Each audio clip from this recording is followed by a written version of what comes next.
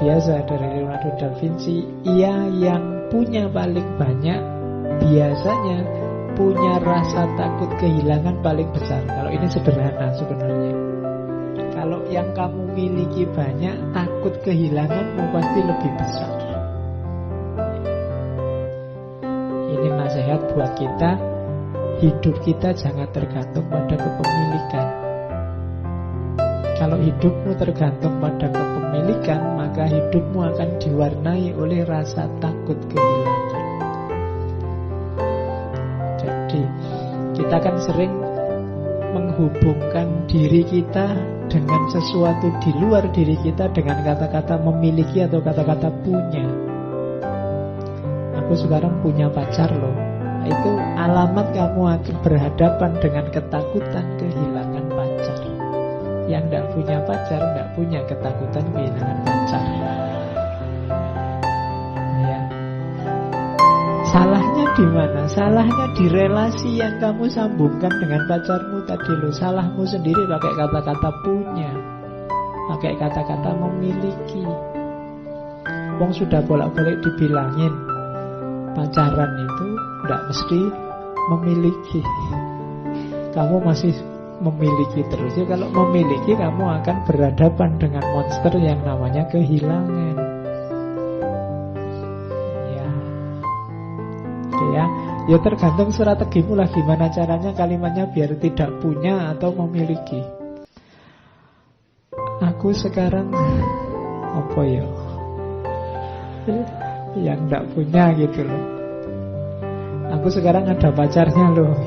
Ada pacarnya. Oke, ya pokoknya jangan dianggap memiliki lah. Emangnya pacarmu itu milikmu kan tidak. Ya kalian sedang saling membantu berdua, bertukar fungsi, bertukar manfaat. Tapi jangan poses. Harta juga begitu. Aku sekarang punya laptop. Ini laptop milikku loh. Ya sudah, kamu akan berhadapan dengan pada saatnya kamu akan kehilangan laptop. Oke, sehingga kalau laptopmu error, rusak, kamu sedihnya luar biasa karena ini kemarin milikmu. Itu yang agama menasihati kita, wanti-wanti jangan tergantung apapun selain Allah. Karena pasti kamu akan takut dan akhirnya kecewa. Karena semua yang selain Allah pasti akan meninggalkan, jenisnya apapun. Jadi kalau ingin hidup tenang, kurangi keterikatan dengan apapun. Harta, keluarga, anak, istri, dan lain-lain. Bukan berarti nggak boleh dekat, nggak. Yang melarang dekat siapa? Jangan terikat. Terikat itu nama lainnya tergantung. Biasanya mengujinya dengan kalimat kalau tidak. Kalau tidak kamu, aku enggak. Kalau tidak ada kamu, hidupnya gelap. Kalau tidak laptop ini, aku enggak bisa kerja. Kalau enggak ngerokok, pikiranku bunak. Itu ciri-ciri ketergantungan. Begitu ada kata-kata kalau tidak, berarti kamu tergantung. Ada poses di situ dan punya potensi kamu kecewa dan kehilangan. Kecewa, kehilangan, rasa takut, kumpul semua di situ. Dinasehati oleh Leonardo da Vinci, he who possess most must be most afraid of loss. Maka yang paling gelisah dengan kehilangan, kalau harta ya orang kaya. Orang yang lebih kaya dia lebih takut kehilangan. Sementara yang lebih tidak punya apa-apa, takutnya lebih sedikit. Mau takut kehilangan apa, mau tidak punya apa-apa. Logikanya sesederhana itu. Makanya jangan mudah tergantung. Terus yang kedua ini, he who think little errs much. Ini kebalikannya. Selama ini kan kamu merasa bahwa kalau banyak mikir banyak salahnya. Nggak, katanya Leonardo kebalik. Justru kalau kamu jarang mikir, kamu akan sering salah. Kenapa? Kamu tidak terlatih berpikir. Jadi justru tidak apa-apa kamu berpikir keliru, ya nanti diperbaiki. Berpikir salah, ya nanti diluruskan, dibenarkan. Berpikirlah terus, tidak masalah. Lama-lama bisa terlatih berpikir kritis, berpikir benar, berpikir lurus. Kalau kamu jarang berpikir, akal otaknya jarang digunakan, ya masih mudah tersesat dalam berpikir. Jadi jangan takut berpikir. Nanti kan banyak mikir, banyak kelirunya. Iya, tapi setelah keliru akan ada perbaikan. Tapi kalau kamu tidak pernah mikir, kamu tidak tahu salahmu di mana. Begitu saatnya kamu mikir, kamu akan salah. Jadi siapa yang berpikirnya sedikit justru punya potensi salahnya besar. Jadi tidak usah takut berpikir. Berpikir saja. Berpikir itu fasilitas yang diberikan oleh Allah dan luar biasa. Berpikir itu punya ciri kebebasan yang hakiki. Tidak ada orang yang bisa dihalangi saat dia berpikir. Kalau fisikmu bisa dihalangi, bisa dipenjara, bisa dicegah, tapi kalau pikiran tidak. Kamu ingin apapun, kamu punya maksud apapun, kamu menggambarkan, menjelaskan apapun, kalau itu adegannya dalam pikiran, tidak masalah. Di situ ada kebebasan.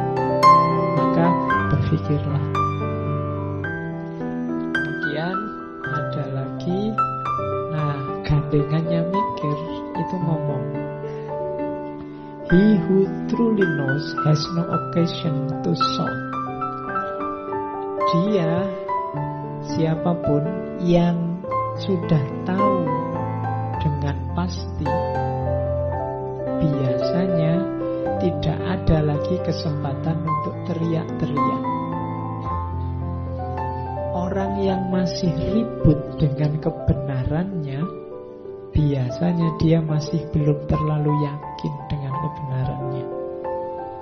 Orang yang masih sibuk ingin menunjukkan salahnya orang lain, biasanya itu dilakukan dalam rangka menegaskan benarnya dirinya.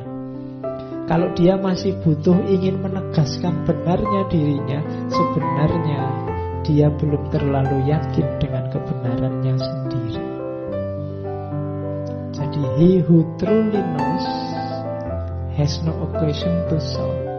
Kalau kamu sudah tahu kebenaran, biasanya kamu tenang, tidak ribut. Pokoknya aku tahu sendiri kok. Kamu mau ngomong apa terserah kamu. Aku sudah ngerti yang sejati. Tapi kalau kamu masih ribut, masih pingin tahu salahnya orang lain di mana, karena yang benar itu aku, biasanya kamu masih butuh justifikasi dari kebenaranmu yang terletak dalam salahnya orang lain. Nah, ini kita harus hati-hati dengan kebenaran yang kita miliki, karena kadang-kadang kita itu kan sibuk nyari kesalahan orang lain. Itu sebenarnya ciri bahwa kita belum terlalu yakin dengan kebenaran kita sendiri. Kalau kita sudah yakin mantap dengan kebenaran kita, biasanya kita tidak butuh lagi penjelasan bahwa orang lain lebih buruk, lebih salah dari kita, bahwa orang lain yang keliru dan kita satu-satunya yang benar. Kalau sudah yakin, ya sudah. Kamu yakin benar bahwa pilihanmu paling cocok, atau kamu yakin bahwa di kampung ini yang paling ganteng aku misalnya, itu kamu kan sudah tenang. Tapi kalau kamu masih nyari, loh itu kan lebih jelek, itu kan lebih jelek, itu menunjukkan kamu tidak terlalu yakin dengan kegantenganmu. Kami masih butuh untuk dijejer orang yang lebih jelek untuk menegaskan bahwa kamulah yang paling ganteng. Jadi ini boleh kamu jadikan rumus, bahwa yang masih ribut untuk mencari siapa yang salah, kemungkinan dia masih belum terlalu yakin dengan kebenarannya sendiri. Kalau dalam tradisi filsafat Islam, ilmu kalam, ada istilah sukunun nafas. Sukunun nafas itu tenangnya jiwa. Jadi di antara parameternya kebenaran itu sukunun nafas. Kalau kamu sudah nyampe pada terminal kebenaran, jiwamu tenang. Sudah tahu aslinya, saya tenang sudah. Tapi kalau belum, masih mencari-cari justifikasi kebenaran, biasanya masih belum tahu. Terus yang panjang. He who does not go beyond his master is a poor pupil. Jadi siapa yang masih belum bisa melampaui gurunya, dia adalah murid yang jelek. Nah, ini Leonardo da Vinci loh ya. Berarti misimu sebenarnya adalah kamu harus lebih pintar, lebih cerdas, lebih luar biasa dibandingkan guru-gurumu. Kalau hanya sama, itu pun tetap dianggap kamu murid yang jelek.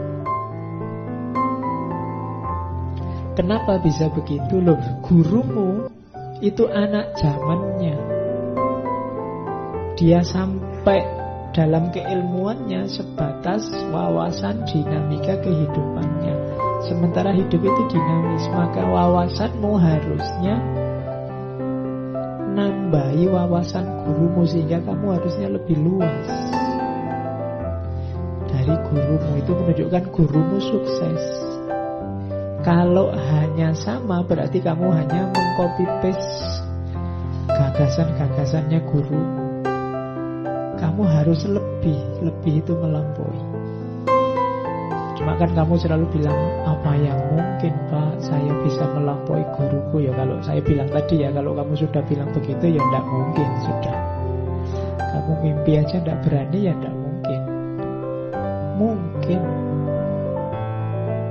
kalau kamu tidak bisa melampaui gurumu, kenapa kok disebut murid yang jelek? Berarti kamu hanya mengulang, menghafalkan yang disampaikan oleh gurumu, tidak bisa mengembangkan. Guru yang sukses adalah guru yang ilmunya mampu menginspirasi murid-muridnya. Menginspirasi itu bukan cuma mengulang kata-katanya, tapi pelahir gagasan-gagasan baru yang dipicu oleh wawasan keilmuan yang disampaikan oleh gurunya. Makanya murid yang baik itu yang melampaui gurunya. Jadi kalian misalnya diperintah oleh takmir-takmir, barang siapa yang ingin mentransip ngaji ini, silahkan. Itu tulisan yang bagus, yang kamu tidak copy paste apa yang saya omongkan. Kalau hanya copy paste yang saya omongkan, orang lebih suka ngapain baca tulisanmu, dengar rekamannya selesai. Tapi kamu olah versimu, tidak masalah. Namaku tidak usah disebut, tidak masalah. Terinspirasi itu kan bukan hanya ikut, tapi lahir gagasan baru, lahir pencerahan baru versimu.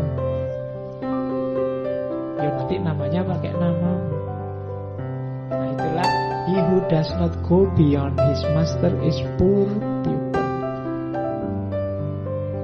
Kalau yang ungu itu, he who does not value life does not deserve it. Orang yang tidak menghargai kehidupan tidak layak untuk hidup. Wong gak kamu hargai. Oke, ini penjelasannya kalian sudah ngerti. He who wishes to be rich within a day will be hanged within a year. Siapa yang ingin kaya mendadak, dalam sehari dia ingin langsung kaya, maka tunggulah setahun lagi dia akan digantung. Tidak ada jalan instan untuk sukses. Jangan mudah tertipu oleh iklan-iklan promosi. Kaya mendadak, ikut ini sebentar saja langsung wis ndak ono rumus kayak gitu, ndak ada. Orang paling jenius di dunia, Leonardo da Vinci, ngomongnya semacam itu. Kamu bulan kayak gini masih ketipu. Ndak ada yang instan. Langsung sukses, langsung jaya, langsung dari mana jalannya langsung. Ujung-ujungnya ketipu. Ndak ada. Kalau ada yang menjanjikan setahun, sehari kamu bisa kaya, tahun depan orang ini mesti sudah digantung, katanya Leonardo. Jadi tidaklah, jangan ketipu yang gitu-gitu. Semua ada prosesnya. Untuk jadi seorang Leonardo da Vinci juga ada proses panjang, ada banyak rasa sakit yang harus dia alami.